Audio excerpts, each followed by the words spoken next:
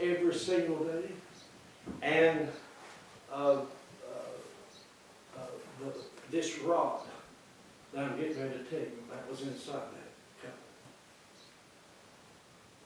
They went to sleep that night and they got up and they went back in the temple, and those rods that were around that Ark of the Covenant. Do you know what happened? There was one rod in there. It was dead as could be. Dried up. It bloomed. Had leaves. And had nuts on it. Had almonds. Perfect evidence. And whose rod was it? The Levites. Jews seek after a sign. That's why they always want a sign. It's because you have to prove to me. Let God show me. Well, He will. But if you don't hear the testimony about His Son, how He died for you, how He paid everything for you, like that rod. That cross, that was the type of the cross. He is a dry root that sprung up out of dry ground, the Bible says. Jesus was. He had no form or comeliness or beauty that we should desire Him. He was a man. He never used His superpower abilities other than what was necessary to get from one place to another. About that boat that he was singing about. Creed was singing about. Calm the storm. He can calm the storm inside his life right now. All he's got to do is speak. So He knows Him. He knows Him. He'll speak to him. Don't worry. He's just going through something right now. The devil's didn't want him to hear this message. Didn't want him to hear it. That's all right. Y'all tell him. We'll see how much faith you have. God's listening. He'll see if you tell Him and help Him and try to show Him the way, the truth, and the life. Keep Him from having to suffer any longer. Keep Him having to go through any more hell, trouble, deception. God, this world's mean. Oh, it's mean. And all it is deception and evil. Hurts people. Hurts little children. I don't know how long you went. Come on, brother. You said they're hurting them right now in dark places, thinking they're God, thinking they know better than you. Going to try to take over this world. We better fight for what we got. We better stay with this book. We better stay with the truth and quit trying to wave in halfway in and halfway out. We better jump all the way in and say, I'm here for Jesus. I'm going with God. You go the way you want to. I'll pray for you. I love you. But you go on. I'll be here if you want to come back with me.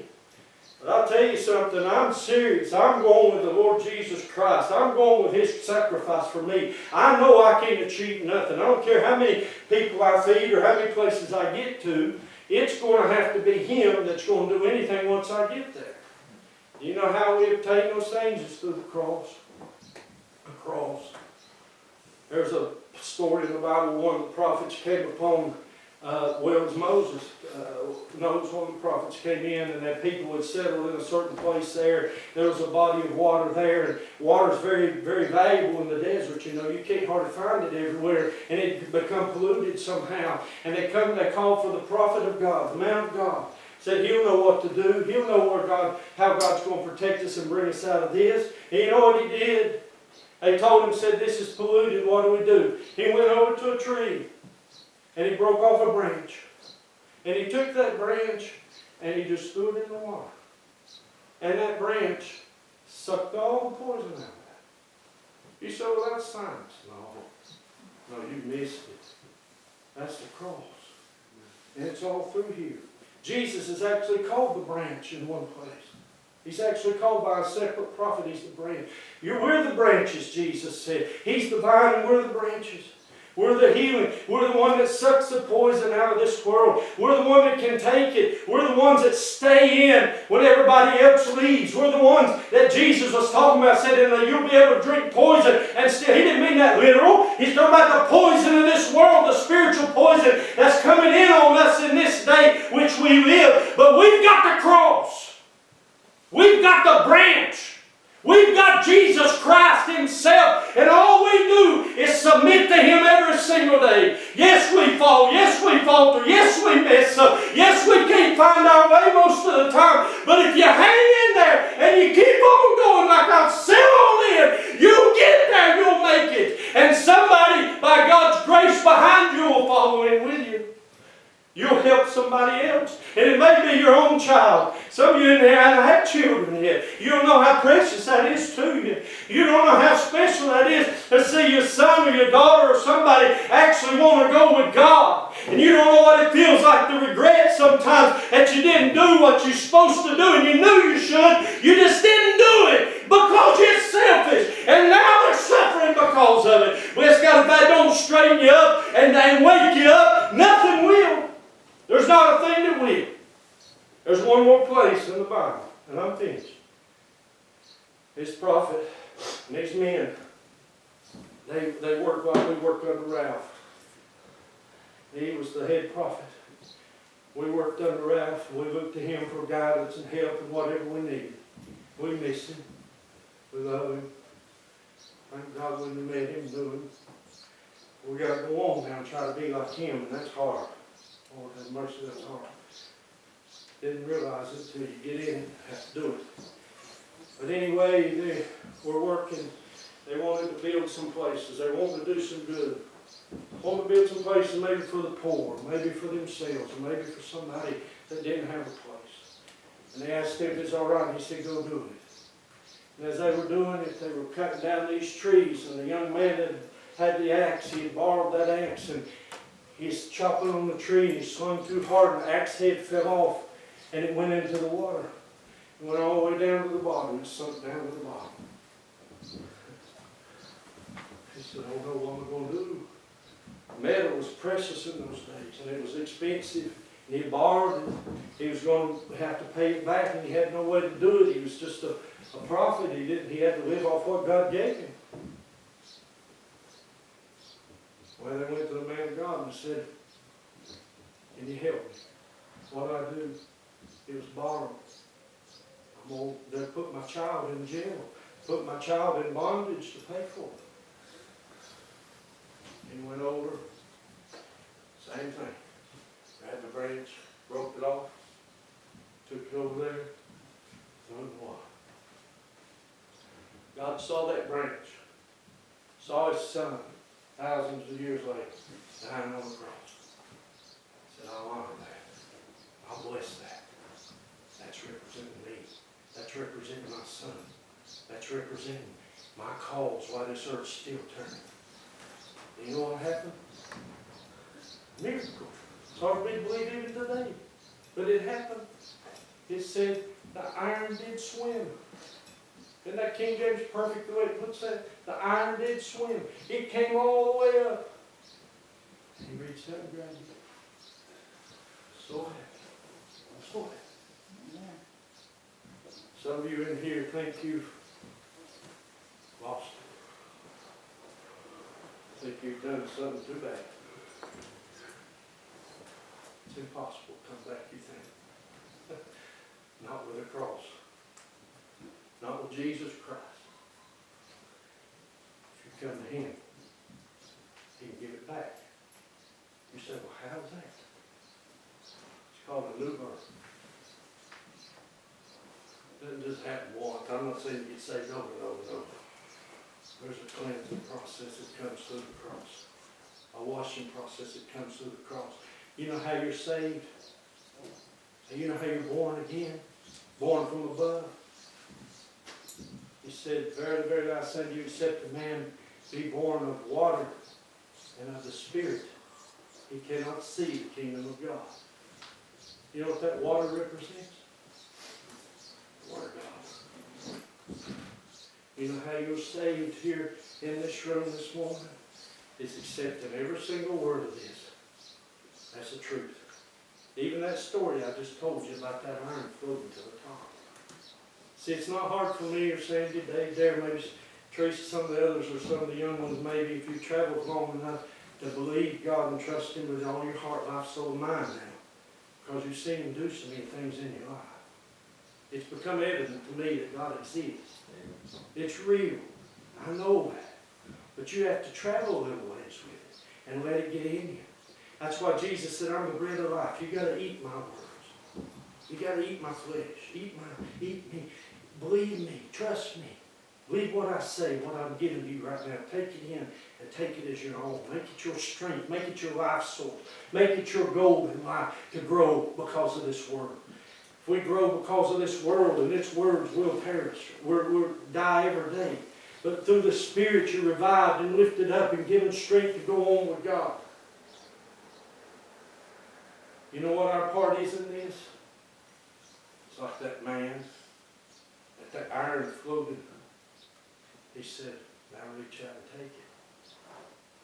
He could have said, well, I don't believe that. That scares me. I don't like that. I don't want nothing to do with that. That's too much. No, what did he do? He reached forward and grabbed it, took it in and said, hallelujah, hallelujah, hallelujah. That's the way I was.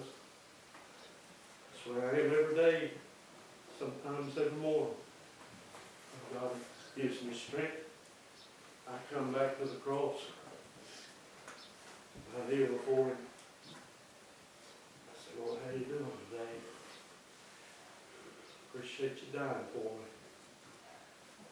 Appreciate you taking that pain for me. I know it's supposed to be me there.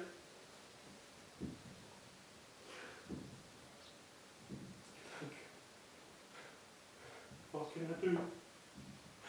What can I do for you? What can I do for you today? How can I tell somebody about what you did for them? Help me, inspire me, strengthen me.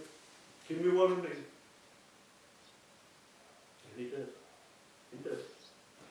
If you'll trust Him, but you got to pray. You got to believe. You got to trust Him. And it won't take long. He'll do something. He'll grab you quick. Just one instant look at Him. He'll grab you. He's in love with you already. He loves you. He loves every one of us today. And if you'll give your heart and life and soul to this man called Jesus Christ, you'll never be sorry. God bless you.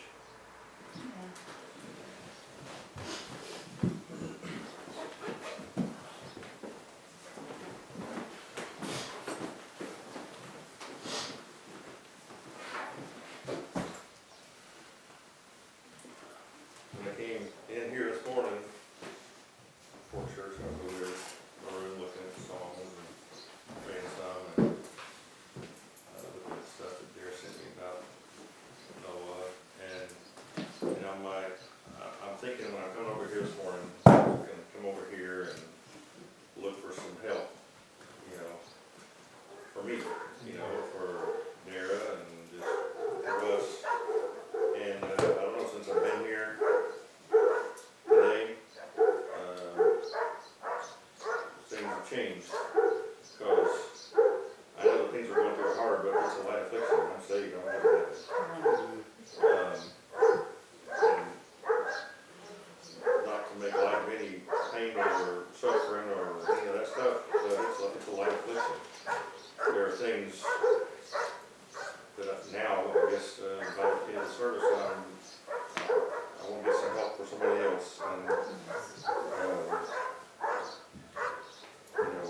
hearing them say that after I had said something about paying for the pastor, and him saying he talked to a pastor that's having problems and the devil's trying to knock him out. And I'm thinking, that's what we need to be praying for. That's what we need to. I'm saved and God's going to take care of me. And it's going to be hard. It doesn't mean it's not going to be hard, but He's already got that taken care of. I've already got a place in heaven with Noah up there. We're already there. We already got a place. And it's going to be hard on this earth, but that's okay. It's God's grace is sufficient, and we'll make it. But there's others that are not. Their place is not already there. They don't have a place there. And I'm looking at that and seeing those that don't have a place. They've not received the Lord, and they've not made that place in their hearts. And there's others, like Sully was talking about, that I want to pray for them, because I believe he's got a place there. I'm sure of that. But this world's going to eat him up and tear him up. And I some help, and there's others. So I guess what I'm trying to say is right now, let's all try to, we'll close the service. We've had good preaching, and if you'll receive it, then it'll do something for you. Problem is we don't want to receive it half the time. You know, I was thinking about what you're talking about this world, and about having to give it up, and having to, you know, I was thinking, you know, if some folks, if you said, you want to be saved, or you want to have a relationship with the Lord, and they'd say, well, sure. He said, well, all you got to do is turn in your telephone. You know, a lot of people would be saying, I can't do that. I can't, you know what I mean? I can't live without my phone. I couldn't do it. I remember Ralph, and y'all heard this already, and I think it was Ralph that said it, repeated what Joe Parsons said about somebody coming after he preached and said, after he preached a good message, and somebody came up into the service afterwards and said, Brother Joe, I'd really just, I'd give the world to have what you have with the Lord. And Joe Parsons said, well, that's what it'll cost you. It'll cost you the world. You have to give up the world to have that relationship. That's what it cost Joe, and that's what it'll cost us.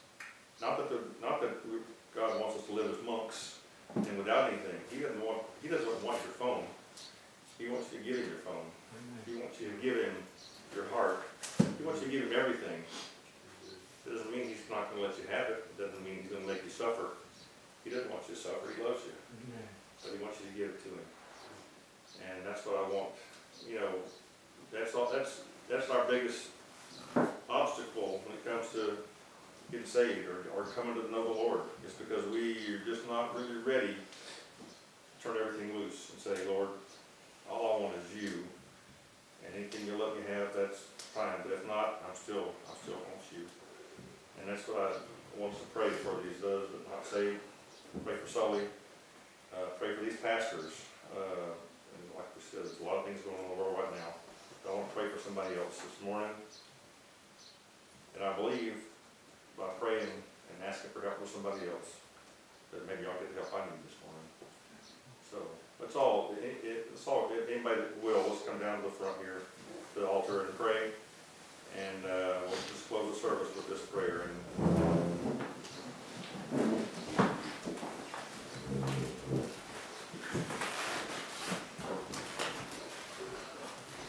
Can't come down to the front, or just pray where you are. Just everybody's got to pray this morning.